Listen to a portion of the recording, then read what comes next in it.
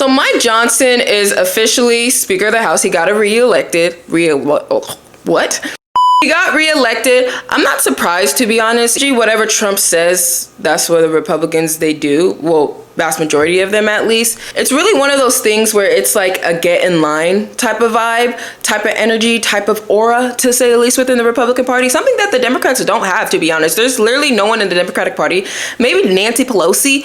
But even that, there's like a lot of like backlash back and forth, a lot of combating energy, but there's no one really in the Democratic Party that's like what I say goes, snap my fingers, get in line type of person, and that's a good thing. I personally think that's a good thing. However, I do think we need a leader within the Democratic Party, especially with him getting inaugurated in 2024. It's just like, if you want to change to 2028, you should probably start putting people in our faces. That's just me saying it.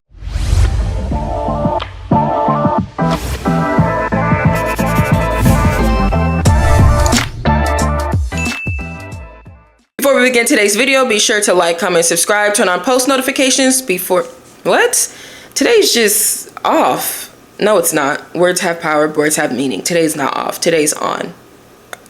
Before we begin today's video, be sure to like, comment, and subscribe, turn on post notifications so you're notified whenever I post a new video. Follow me on my social media. We're on the road to 100,000 subscribers because we can do all things through Christ who strengthens us. Can I get an amen? Amen. We're gonna go ahead and watch the small recap of the speaker vote tally. It was on C-SPAN. I kid you not, C-SPAN comes in so much handy. Like, C-SPAN is, if you want real raw news, not even real raw news, if you want to see it like 4K, caught in 4K, just watch C-SPAN. Watch C-SPAN, because CNN is going to tell you one side, Fox News is going to tell you another side, MSNBC is going to tell you another side. Just go on C-SPAN. Watch it for yourself. But we're going to go ahead and get started.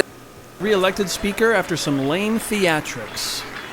Oh, sorry, this was from the time Chip Roy said Trump should be impeached. My bad. The President of the United States deserves universal condemnation for what was clearly, in my opinion, impeachable conduct. Fun a lot of people, that's so crazy. Wannabe President Kamala Harris forgot the Pledge of Allegiance. I pledge allegiance to the United States of America. The delegate from Virgin Islands had a meltdown over not being a state. Names of the representatives from the Americas, Samoa, Guam, Northern Mariana, Puerto Rico, the Virgin Islands, and the District of Columbia were not called, representing collectively 4 million Americans.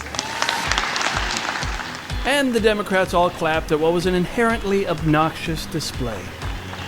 And by the way, the only reason they're all clapping is because they need those territories to become states to help them in the Electoral College.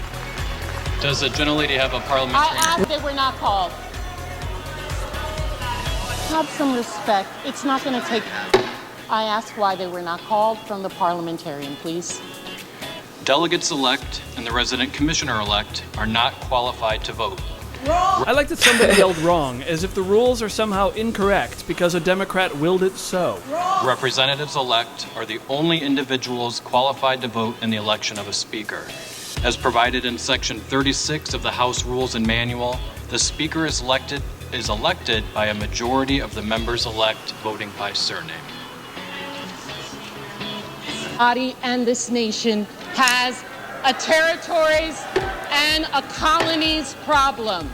What was supposed to be temporary has now effectively become permanent. We must do something about this problem so that these 4 million...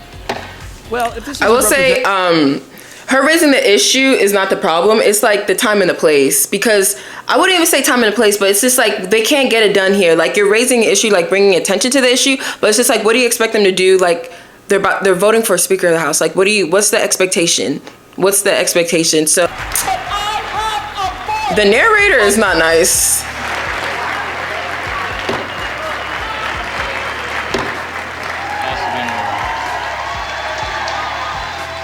And through it all, Democrats assured everyone they would fight hard for the freedom to vote. We will fight hard for the freedom to vote. Before I get fact-checked, yes, he clarified and said, fight hard. But the word fart most certainly came out of his mouth. People make mistakes! You cannot deny that. We will fight hard for the freedom to vote. We will fight hard. And Mike Johnson is Speaker. We're going to go through this BBC article real quick. So Republican Mike Johnson survived a razor-thin vote to remain House Speaker in a drama-filled, highly anticipated vote that marked the start of complete Republican control in Washington. I know it was highly anticipated, but I'm not gonna lie, like, I knew he was gonna get it. Like, it wasn't gonna be easy, but I knew he was gonna get it. Y'all know whenever Donald Trump says jump, they say how high. They say how high, because if not, then your seat is going to be compromised. They are going to do what they can to get you out the seat if you don't listen. So kind of like how the Democrats did with Cori Bush and Jamal Bowman. So Johnson could only afford to lose 2 votes because of the tight margin of control Republicans have in Congress. While he came close to losing re-election, he survived the vote after some lobbying.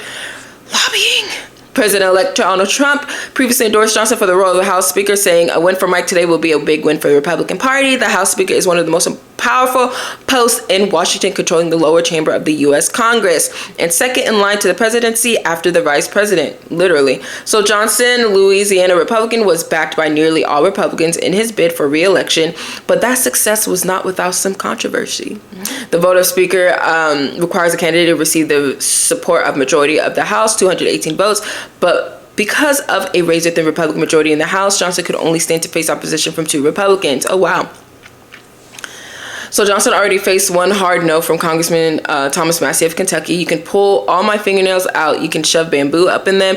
You can start cutting off my fingers. I'm not voting for Mike Johnson, Massie said Thursday in a television interview. Several other Republicans have put themselves in the undecided column heading into the vote. During the initial votes, 3 of those undecided Republicans voted for other lawmakers over Johnson, preventing him from reaching the 218 votes he needed. 3 lawmakers, Massie, South Carolina, obviously, Congressman Ralph Norman, and Texas Congressman Keith Self named other options to serve as the next speaker. That led Johnson to flee this House floor and lobby members to back him. Some 45 minutes later, he returned to the House chamber. Both Norman and Self changed their vote to back Johnson. The gavel struck, and Johnson won re-election. Norman told reporters after the election that he changed his vote after speaking with Johnson in a room outside of the House chamber. What y'all talk about? I want to know. What's tea? He said Johnson told me there would be more conservatives at the table during negotiations, fewer deals made between congressional and committee leadership without outside input from other lawmakers, and enough time to read bill text before votes were scheduled or are scheduled. When we left that small room, he convinced me that Keith Self, Norman said, Johnson said, I will do that. Just give me the chance. He knew, and I knew if I went to the second ballot, it was going to get tougher and tougher. Another player got involved throughout the 10th Speaker election, President-elect Donald Trump. Norman spoke with Trump twice during the Speaker vote. Yikes. The first time was when fellow Republican Nancy Mace of South Carolina handed him her phone to speak with the President-elect. The second was while meeting with Johnson, Self, and several others. Trump is as enthusiastic, Norman said, of the call with the President-elect. He said, Norman, we have the most opportunity we've had, the House, Senate, a trifecta. You don't get the opportunity. I said, Mr. President, I agree with you. I'm just hoping Mike has got the oomph to pull this off. Norman said the President-elect also said Johnson is the only one who has the likability to win the Speaker election. And that's pretty much it. That's pretty much tea. I kind of like, it's, people say, oh, razor thin, tight. Like, yes, it was, but we knew. Come on, y'all, we knew. If it's not Johnson out of the Republicans, who would they actually put that 218 would actually agree on? So I think Johnson was just like the easiest choice for them. Because really, honestly speaking, Massie was the only one that was like, hey, I ain't doing it. I am not doing it. He's the 10 toes down. Johnson, he is officially re-elected as House Speaker. The Republicans have the majority. They have the House, Senate, and the President. So let's see what happens there. Prayers up. But let me know your thoughts on the comments down below. If not Johnson, then who within the Republicans? Obviously, the Democrats put in Hakeem Jeffries again. He didn't make it through. Didn't have the numbers because Democrats don't have the majority. But yeah, let me know your thoughts on the comments down below. Be sure to like, comment, subscribe, turn on post notifications so you're notified whenever I post a new video. Follow me on my social media. I love y'all all. God bless y'all. This is Uduak, connecting people with policy. Toodles!